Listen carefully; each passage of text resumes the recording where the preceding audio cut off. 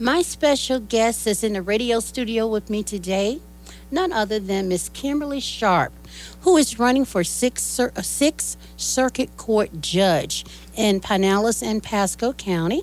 You know, the elections are getting ready to come up on August 26th. So today, you'll be able to at least hear the voice and hear the perspectives and views of this candidate. So when you go to the ballot, you don't have to do any of this eeny, meeny, miny, mo stuff. You at least be able to put a name with a voice that you heard over WRXB 1590 on your radio dial. And you say, oh, that's that girl. Oh, yes, I like what she said.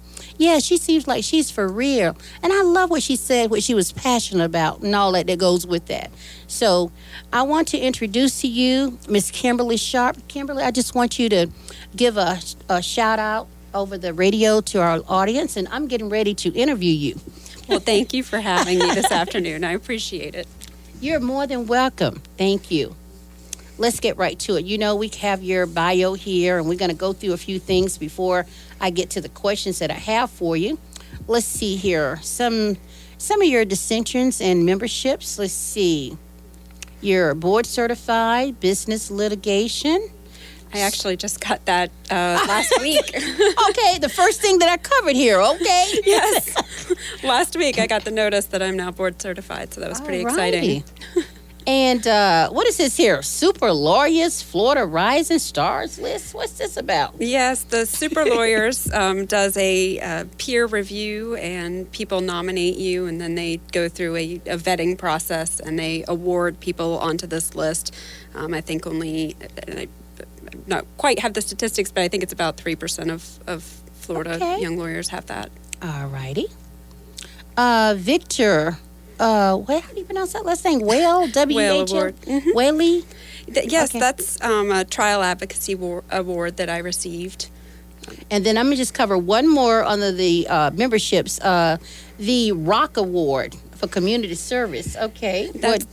That is one that I am particularly proud of. I was the president and executive director of the Inn of Court, which is a local, it's in St. Petersburg. Mm-hmm. It's a local mentoring program and ethics program for lawyers. And as part of that, they nominate people who have done things in the community and have given back and have been involved in the community for an award. And I won that award, and I am particularly proud of that for the community service. What things have you specifically done in the community, Kimberly?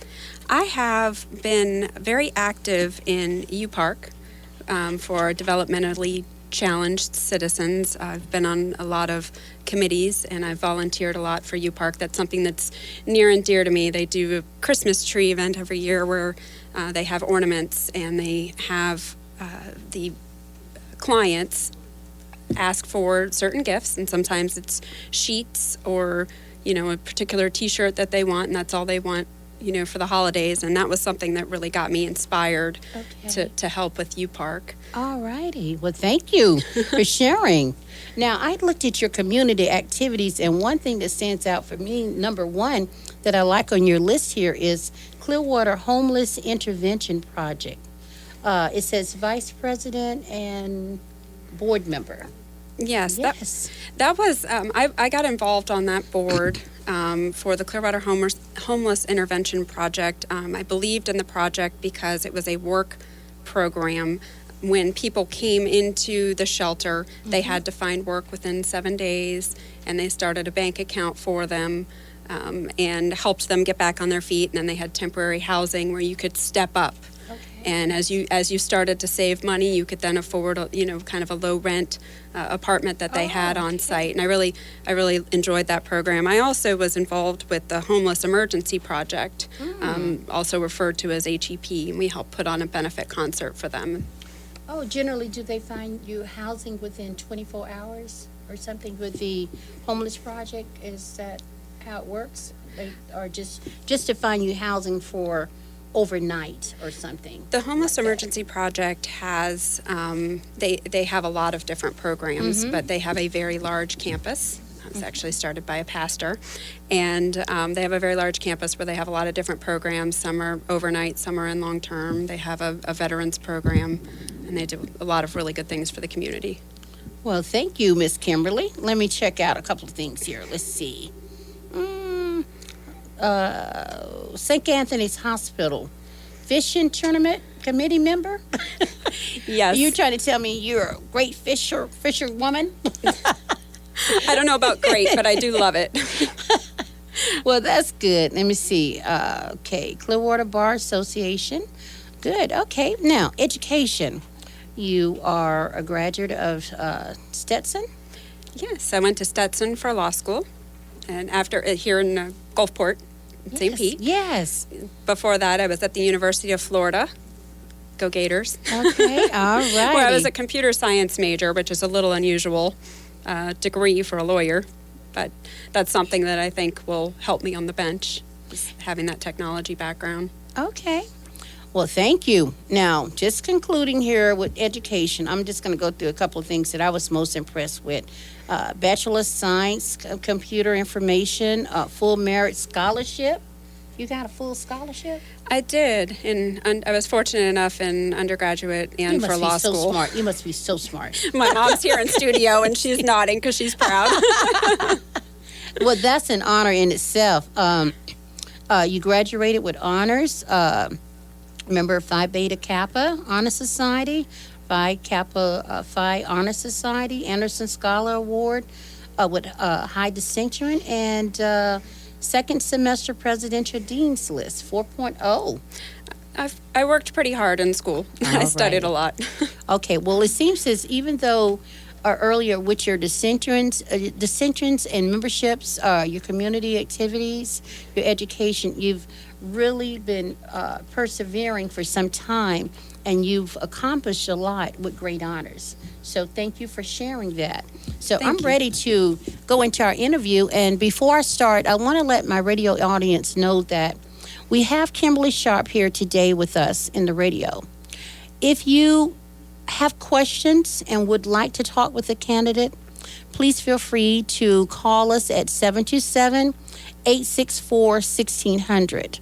I have a few questions for her that were given to me to ask the candidate. So if by any chance it's something that I'm asking that you want to ask her, feel free to call in. We're going to be opening the phone lines at this time, but I am going to start my interview with her. And if you like what you're hearing, just give us a call. Kimberly, I just want to ask you, starting off with, how long have you been practicing law? We know for anybody to be a judge, you generally have had to be a lawyer for some time and know something about law. So how long have you been practicing law? I've been practicing for 8 years. 8 years? Yes. Okay. I'm a partner at Johnson Pope, Boker, Rupel, and Burns, which is a firm based in Clearwater. Where's that located? We have a location in Clearwater, which is where I am, and we just opened one this year in St. Petersburg, and we also have one in Tampa, but we're very proud to be here in St. Pete now. Well, great. Thank you. Yeah. What are your areas of expertise as a lawyer? I do business litigation, contract disputes, construction disputes, probate litigation, a little bit of everything. I'm actually very fortunate to be at the firm that I'm at because we do all different kinds of areas of law, and I've been able to practice a little bit with everyone there, and it's been a wonderful experience. And as I mentioned earlier, I just found out last week that I got the board certification, which is something that only, I think, 6% of lawyers in Florida actually can say that they are board certified to be able to say that they're an expert. What a major accomplishment. So, congratulations. Thank you. Thank you. Okay. It was a lot of hard work, but it was worth it. Are you married? I am not. I am not. I am divorced. Okay, all right. Someday I'll have to come back and we can talk about matters of the heart. Well, that's what it's all about. The love, the anger, the deception. And also if you've been lied on, cheated on, just kick to the curb. That's what it's all about too. We're still friends. Well, that's great. That's great. It's good to have a friendship. What made you decide to run as a candidate for 6th Circuit Court judge? There are a lot of different factors. We went over some of the community activities, but I've been giving back to the community for a long time, and that's something that I believe in. But I really have a passion for the law, and that's something that I didn't always have. I mean, I went to law school, and I decided that I really loved it, and I really loved finding the answers. And, Yes.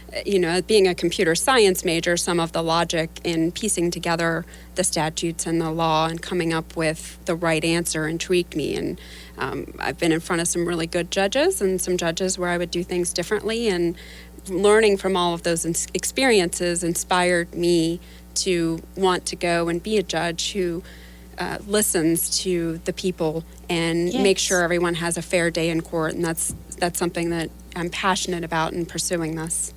Well, earlier in the week, I believe I had a conversation with someone, and they were telling me that some judges have before them at least about 1,800 case laws a year. And I happened to ask them, I said, well, if they have this many, do you think that has anything to do with some of these quick, unfair decisions that are handed down? Something to me seems so simple, and you're walking away with 25 or 30 years. So he was actually saying, well, I hope not, but but I'm just thinking, if you're that overloaded, do you really have time to really review some of those?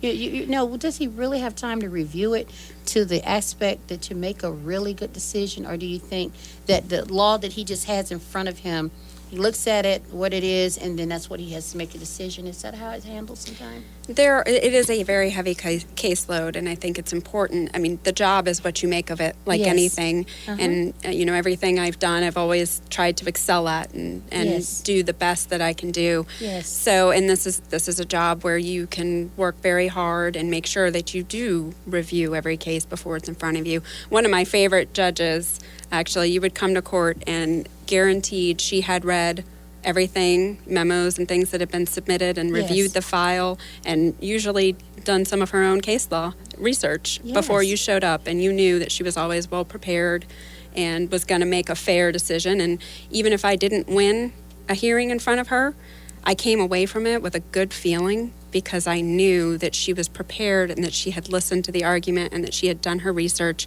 and that it was a fair and thoughtful decision. Well, that's a good feeling when the judge he or her has done their homework. Yes. That's a good feeling. Yes. That's a good feeling. And that's something I've done in my, in my academics and my career, and that I'd like to bring to the bench is that level of preparation.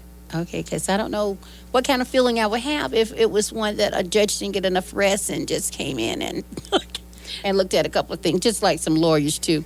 But anyway. Yeah, we may have 50 cases in a day that you have to hear, but for each one of those 50, that could be the most momentous day of their life. And you have to treat each case as if it's the most momentous day of that person's life, no matter how many you have on the docket that day.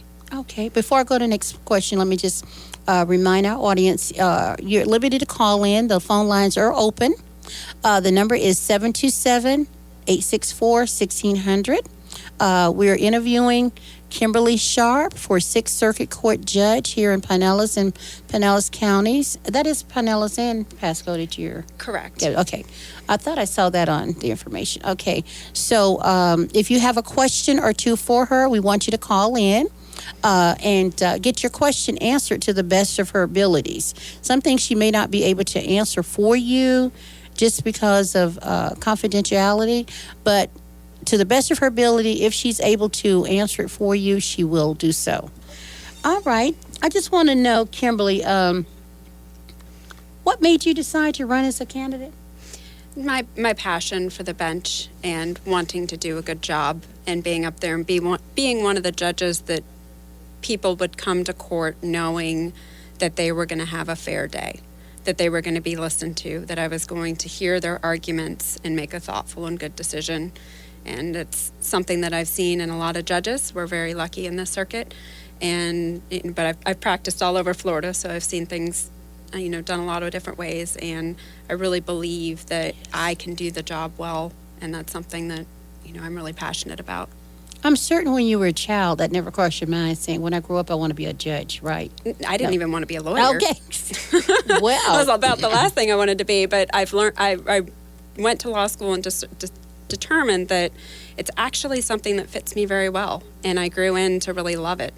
and to love the people and to love the job. So, no, it wasn't something that I had always wanted to do as a child. You know how we grow up. I want to be a nurse, want to be a doctor.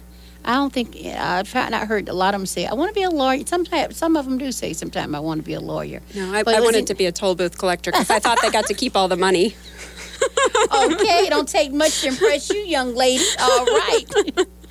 Do you, as a result of that, was it someone in your family, or do you have lawyers in your family other than you? Yes, my dad's a lawyer. Oh, yes. Okay. Okay. Which people ask me. me. The fruit doesn't fall far from the tree. Okay. So we understand you're on that path. And I know he's so proud of you, isn't he? He is very proud of me. Yes. You have any brothers and sisters? I do not. I'm an only child. Oh, my gosh. I know. I'm jealous of those who have brothers and sisters, actually. Would you like to have a sister or brother? You just enjoyed all the benefits you had growing up here? No, I would much rather have the companionship of having a brother or sister. Especially as I get older. Yes, it is. It can be lonely sometimes. Just going there, you got all your things to look at, but still just to tell those little secrets to your sister, your older sister or your younger sister, I guess. It would be good. And then a big brother looking after you. Well, let's see. I have another question for you. Kimberly, you have a call on the line? Wow. But just before that caller come, I just want to ask Kimberly one question. Oh, go right ahead, Caller, caller, you there? Yes, I'm here. Okay, can you hold for just a second, please? Yes. Okay, Kimberly, I see you smiling as you are being asked these different questions. But when you get in that courtroom, why the judge have those mean looks? Like they would scare you, So, like they're finna just sign on a piece of paper your life away, okay? So my question is to you, would that smile follow you? Yes, it will. Actually, again, one of my favorite judges was very little. She was a small woman with a big smile, but she could control the courtroom. Okay. And if you treat people with respect and you maintain control and order and you just have, things set out fairly and you say, this is how it's going to run. I'm going to have this side speak for this time and this. Yes. There's no reason you don't have to, yell and scream and be mean to maintain order as long as you have the rules and you know how to deal with things. Okay. So I can smile sweetly and say, if you don't do this, we will be here at 7:30 on Thursday to deal with it. All right. Okay. Sister Diane, you like that smile on her face, don't you? Yeah. Yes. But we're going to go to your caller. Your caller. Yes. Caller, you on the air. Who's your name, please? Hello? Yes, your name, please. Yes, this is Mike. Okay, Mike. What's your question for the candidate today? I have a question. My question is, when you take a case to trial, or either just court in general itself, and let's just say it's involving police officers, and they're up on the stand or whatever, and they lose the case, or you win the case, that the defendant wins the case, and the police officers was wrong, or you see where they was wrong and they lost the case. Why is it the defendant, if you was calling a lie, you'll be off going to jail, and the police officers, they can just go back to work and have another day why is that? Okay. Well, okay. You said Mike, right? Mike? Yes. Okay. Where are you is your question directed at Kimberly just to know what type of judge she would be, or are you trying to say, or you're just expressing something that you've seen so many times that where you thought justice was not served and why this happened or that? Because that's not actually, directed as to what Kimberly perspectives and views are as to what she will be as a judge as she's elected on August 26th. So I'm not sure she's able to answer that question. Oh, okay. That was just something I was just curious about. When it'd be the defendant's life on the line, and okay, well, they is can it have a good directed lawyer, as somebody that represented them, and can show where the officers was wrong at this point or that point, and they go back to work tomorrow, clock in, and have a next day. But just to show if that person lost the case, they gone for 15 years. Well, then I can answer okay, a I little understand. bit. It ain't no problem. Wait a minute. I'm just, Just a minute, Mike. Kimberly wants to I share wish you the best, and I hope you get elected. And Well, Mike, I can answer a little bit, and that the judge's role is to make sure that everyone gets a fair trial. So if there's something that goes wrong during the case and during the trial, and the judge observes that, the judge does have the ability to correct some things to make sure that justice is served and that it's a fair trial. So there's some things that judges can do there to make sure that process is upheld. okay. Mike, we thank you so much for calling in and have a great day. Thank you. Thank you. All right. All right, Kimberly. We're moving along here. What are you most passionate about? I just like to know. Yeah, some of the passions I talked about, the law and the community service and all of that stuff, but my outside passion is fishing.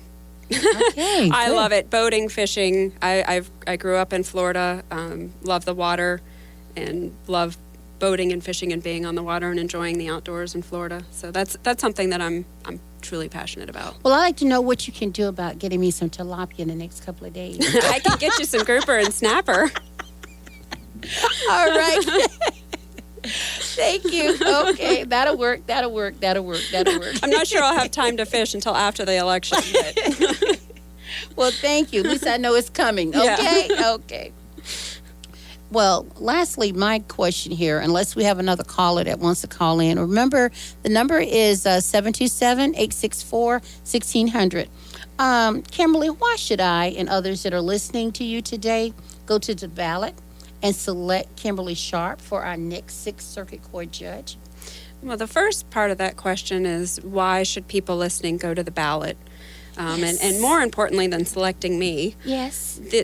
people should go to the ballot for judicial candidates. We sometimes get forgotten about. People get into the politicians and the parties and want to go out and vote on that. But the judges are so important. It's such an important branch of government because it really, the judges safeguard the process. And, when you have life and death decisions, literally, whether you're in because of a divorce and all of your assets are on the line, or, you're in because, you've committed a crime or someone's committed a crime or accused of committing a crime, the judge is there to make sure that you get a fair trial. We have the best system in the world, and there's always some times when people feel like it's not fair, but... Well, truly, I have to just interject here a minute. A lot of people do beg to disagree with it, but you're right. We do have a system, and some are yay for it, and definitely some are nay on a daily basis because of what happened to their loved one when they went into the courtroom. No, and I understand, and that's part of the reason that I want to do this, because we have a good system that I believe in, but we need to have the people there to make sure that system works correctly. And by electing and being involved in who you elect as a judge, you can affect that. A lot of people don't think about it until after they're in court. And you know what? That's the truth. It is something like that I like, too, having the right lawyer if I get in trouble, and for sure the right judge overseeing my case when it is presented to him. So that goes a lot to be said like that. And we do have a caller on the line. Caller, you're on the air. Hello? Hello? Yes, caller. Welcome. You're on the air. Your name, please?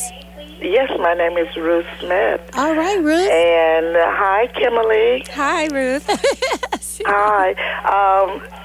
I've been listening to your questioning and conversation. Yes. And I would like you to convince me why I should vote for you for the next judge of the Sixth Circuit here in St. Pete. Okay. I have a lot of courtroom experience, which I think is something that's important to a judge, to choosing a judge. You want someone who's been in the courtroom and who knows how to handle a case and a trial, and I've done jury trials and non-jury trials. And the Tampa Tribune did a lot of vetting of the candidates and chose to recommend me, and they cited my impressive courtroom resume. And I think that's something that is important, that you want to have someone who has been in the courtroom and has done that. The Tampa Bay Times also recommended me as the candidate and called me the clear-cut choice. Okay. And talked about how I'm prepared when I go to court and things things like that. And I think that's something that's, very important, is to have someone who is prepared and goes in and tries hard at work. I think my technology background will help with the efficiency, because what good is having a fair day in court if it takes so long to get there that, justice really isn't served. So something I'm also very passionate about is trying to unclog the system with some of the discovery hangups and things that happen, to try to get, more people to be able to have their fair day in court. And also you want someone who's fair, and you have to evaluate their demeanor. So if anything, you sure want someone to be fair. I'm telling you. Well, definitely so, yes. But did Kimberly? I heard that you was raised here in Florida, but where are you from originally? I'm originally born and raised in Boynton Beach, Florida. Okay. And moved to St. Petersburg for law school, and lived in kind of St. Pete, Gulfport area for many years. Okay, thank you. Okay. Well, thank you so much. Well, Rose, and thank you so much for calling in. Yes. Godspeed in this race. Yes. Okay? Thank you for calling in. Okay. Well, Kimberly, we have about 30 seconds, and I want you to close with just one final statement, comment, or anything that you just want to leave with the audience as we go off the air today. Well, when you're making your decision, the best you can do is to research the candidates and to make the decision for the person that you think will be the most fair and the most compassionate about the duties and working hard, and the most likely to make you proud. And I would hope that if you vote for me, Kimberly Sharpe, on August 26th, that I will make you proud that you did. I believe you will, Kimberly. And thank you so much today for you and your mom coming to the radio studio today to be my special guest. And I want to just give a shout out to Sister Lorraine Ross, who's also here supporting me today, and Sister Liz Garrity, who's sitting in the studio with me. These are people you can't see, but they're there just my support today as we do this broadcast with Kimberly Sharpe, who is running for 6th Circuit Court Judge in the August elections, which will be held on August the 26th. So if you've gotten your ballots, mail them in. If you have not, just go to the polls on August 26th and exercise your right to vote. Stay tuned for another broadcast of Matters to the Heart next Saturday from 1 o'clock p.m. to 1:30 p.m. on Praise 1590 AM, WRXB, and 96.5 FM radio. Have a blessed day.